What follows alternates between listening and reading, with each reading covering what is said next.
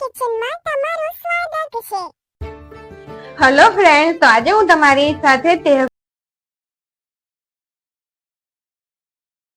સાથે fruit salad ની recipe share કરીશ અને પહેલી વાર પણ જે જમવાનું બનાવતા શીખતા હોય ને એ પણ પહેલી વાર બનાવશે ને તો પરફેક્ટ બનશે। તેટલું પરફેક્ટ માપની સાથે આજે તમને આ રેસીપી શેર કરું છું ફ્રૂટ સેલડ ની। તો તેની માટે મેં અહીંયા 1 લીટર ફૂલ ફેટ દૂધ લીધું છે। તમારે ધ્યાન રાખવાનું ફૂલ ફેટ દૂધનો જ ઉપયોગ કરવાનો છે, તેનાથી જ આપણું ફ્રૂટ સેલડ એકદમ સરસ તૈયાર થશે। તો દૂધને ગરમ કરવા રાખી દીધું છે।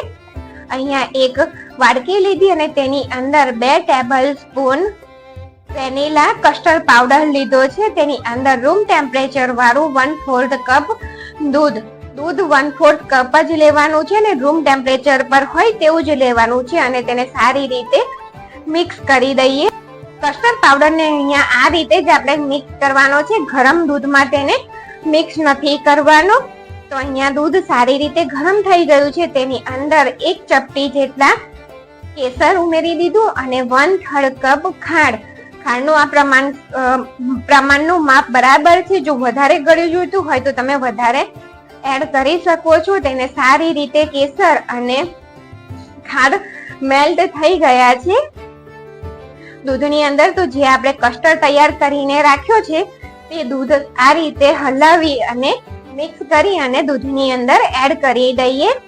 આ રીતે તમારે અલગ દૂધમાં થોડું મિક્સ કરી ત્યાર પછી જ ગરમ દૂધમાં એડ કરવાનું છે અને ગેસની ફ્લેમ લો રાખવાની છે। સતત હલાવતા જઈ અને તેને 2 મિનિટ માટે જ કૂક કરવાનું છે, તેથી વધારે તેને કૂક નથી કરવાનું।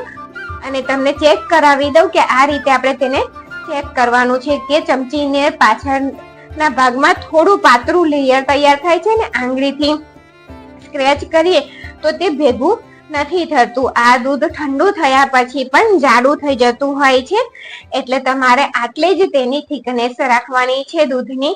જો વધારે ગાઢું કરી દેશો તો તે મજા નહીં આવે ફ્રૂટ સેલડમાં। તો તેને સતત ગેસ પરથી ઉતારી અને ચમચાને હલાવતા રહી અને તેને રૂમ ટેમ્પરેચર પર લાવવાનું છે, જેથી તેની ઉપર મલાઈ ના જામે। તો સરસ રીતે રૂમ ટેમ્પરેચર પર દૂધ આવી ગયું છે અને તેની થિકનેસ જો આ રીતની પરફેક્ટ છે।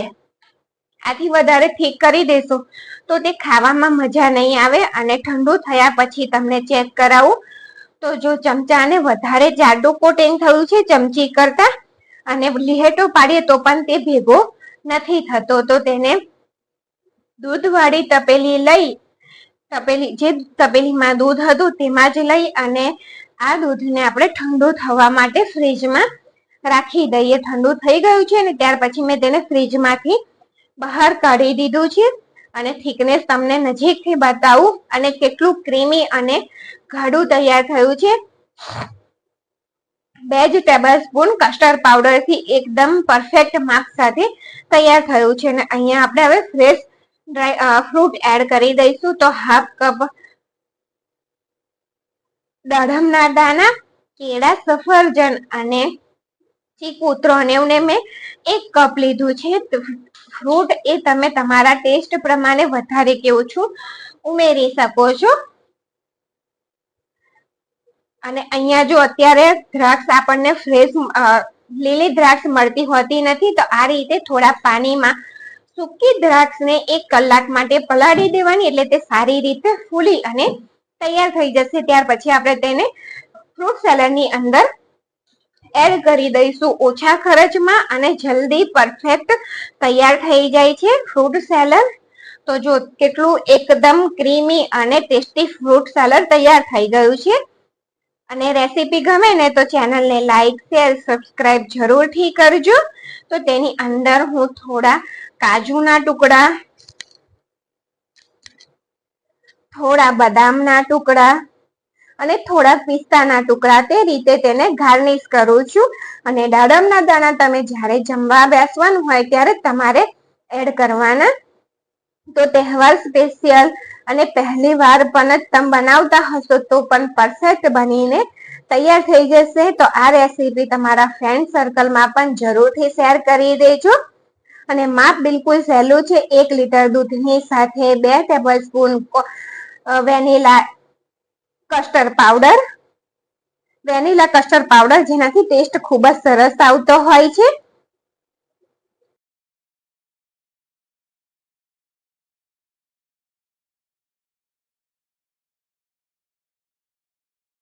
આ ગરમીમાં ખાવાનું મળી જાય તો મજા જ પડી જાય તેવા હું શ્રીખંડની રેસીપી શેર કરીશ. તમે અત્યારે ચૈત્રી નવરાત્રી પણ શરૂ થઈ ગઈ છે તો તેમાં પણ તમે ખાઈ શકશો તેવો આ શ્રીખંડ બને છે.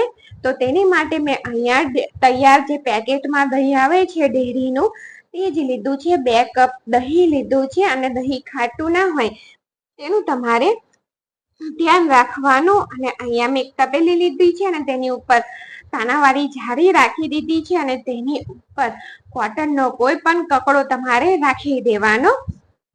આમાં આપણે કોઈ કોર્નફ્લોર નહીં ઉમેરીએ એટલે તમે તેને વ્રતમાં પણ ખાઈ શકશો. અત્યારે ચૈત્રી નવરાત્રી એમ પણ ચાલુ છે, શરૂ થઈ ગઈ છે. તો બધું દહીં આ કાનાવાળા ટોપાની અંદર આપણે એટલે જે કકડો રાખ્યો છે કાનાવાળો ટોપાની ઉપર રૂમાલ, તેની અંદર લઈ લેવાનું છે અને બધી બાજુથી સરસ રીતે આ રૂમાલને પકડી લેવાનો કે દહીં ઢળે નહીં. અને તેને હાથેથી આ રીતે પ્રેસ કરવાનું એટલે બધું પાણી હાથથી જેટલું નીકળાય તેટલું બધું પાણી આપણે કાઢી લેવાનું છે. તો જો આટલું પાણી નીકળ્યું છે અને તો તેને આપણે બીજા વાસણમાં કાઢી રહીએ. અને તે જ તપેલી, તે જ કાનાવાળો ટોપો લીધો છે અને તેની અંદર દહીંના મસ્કાની પોટલીને આ રીતે ગોલ વાળી અને મૂકી દેવાની છે. અને તેની ઉપર વજન મૂકી દેવાનું છે એટલે દહીંની અંદર હજુ પાણી રહેલું છે તે પાણી બધું નીકળી જાય અને એક થીક પનીર જેવો મસ્કો આપણો બની અને તૈયાર થઈ જાય. અને આ વજન સાથે જ નીચે તપેલીની સાથે જ આપણે બધી વસ્તુને ફ્રીજમાં 5 કલાક માટે રહેવા દેવાની છે. આવું કરવાથી દહીં બહાર રાખવાથી દહીં ખાટું થઈ જાય છે. આપણે ફ્રીજમાં રાખીશું ને તો દહીં બિલકુલ ખાટું નહીં થાય. તો જો 5 કલાક પછી મેં કાઢી લીધું છે અને જે વધારાનું પાણી હતું ને તે પણ નીચે તપેલીમાં નીકળી ગયું છે. હવે આ મસ્કાને આપણે એક વાસણમાં લઈ લઈશું. અને મેં આ જે મેઝરિંગ કપ આવે ને તેનાથી 2 કપ દહીં લીધું છે.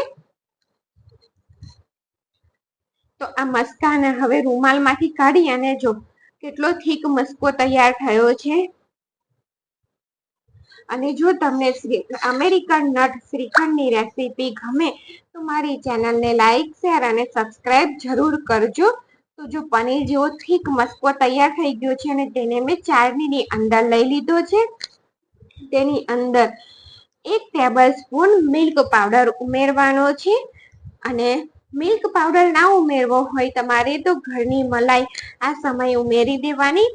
અને 1/4 કપ પીસેલી ખાંડ લીધી છે એટલે કે દળેલી ખાંડ લીધી છે. તેને થોડી અત્યારે એડ કરી દેવાની છે અને થોડી પછીથી એડ કરીશું. બધી વસ્તુને સરસ રીતે મિક્સ કરતા જઈ અને દહીંના મસ્કાને ચાળી લેવાનો છે. આ પ્રોસેસ કરવો એ જરૂરી છે જેનાથી આપણા શ્રીખંડનું ટેક્સચર એકદમ ક્રીમી તૈયાર થશે. તો જેમ જેમ તમે ચાળશો ને એમ આ રીતે નીચે દહીંનો મસ્કો આવતો જશે.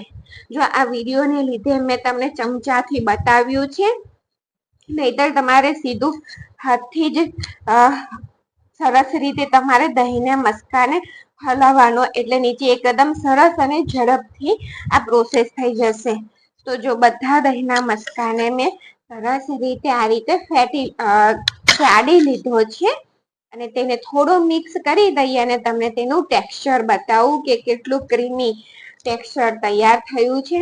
જો બિલકુલ માર્કેટ જેવો. અને ગળ પણ તમે ચેક કરી લેજો. જો તમારે વધારે જુએ તો તમે વધારે એડ કરી શકો છો. ને કેટલો થીક મસ્કો છે કે મેં ઉલટો ચમચો કર્યો ને તો પણ તે પડ્યો નથી. તો જે બાકીની ખાંડ રવા દીધી હતી તેને આ સમયે આપણે એડ કરી દેવાની છે. અને અહીંયા 2 ડ્રોપ્સ જેટલું વેનીલા એસેન્સ લીધું છે. વેનીલા એસેન્સ ઉમેરવું જરૂરી છે. તેનાથી ટેસ્ટ સરસ આવશે. નહીતર તમને એવું લાગશે કે આ બહારના જેવો નથી લાગતો. તો ડ્રાય ફ્રૂટમાં મેં થોડા કાજુ, થોડા બદામ અને થોડી દ્રાક્ષ લીધી છે. અહીંયા જો તમારી પાસે અખરોટ હોય તો તમે અખરોટ પણ ઉમેરી શકો છો. મારી જોડે આ 3 વસ્તુ જ હતી તો તે ઉમેરી છે. અને જેલી લીધી છે તો જેલીને પણ આપણે ઉમેરી અને સરસ રીતે મિક્સ કરી દેવાની છે બધી વસ્તુને. અહીંયા તમે પિસ્તા પણ લઈ શકો છો, અંજીર પણ લઈ શકો છો. તમને જે ડ્રાય ફ્રૂટ ભાવતા હોય તે બધા તમે લઈ શકો છો. તો જો બધી વસ્તુ સરસ રીતે મિક્સ થઈ ગઈ છે તો હવે આપણે તેની અંદર ચોકો ચિપ્સ ઉમેરી દઈશું. તો આ ચોકો ચિપ્સ મેં ઘરે જ પાડી છે. અમેરિકન નટ્સમાં આપણે બહારથી લાવતા હોય છે ને તેમાં ચોકો ચિપ્સ હોય છે. તો આપણું હેલ્ધી, ટેસ્ટી અને ગરમીમાં ઠંડુ ઠંડુ શ્રીખંડ બની અને તૈયાર થઈ ગયું છે. તેનું લુક તમે જોઈ શકો છો કે બહારના જેવું જ આવ્યું છે. તો થેન્ક યુ ફોર વોચિંગ.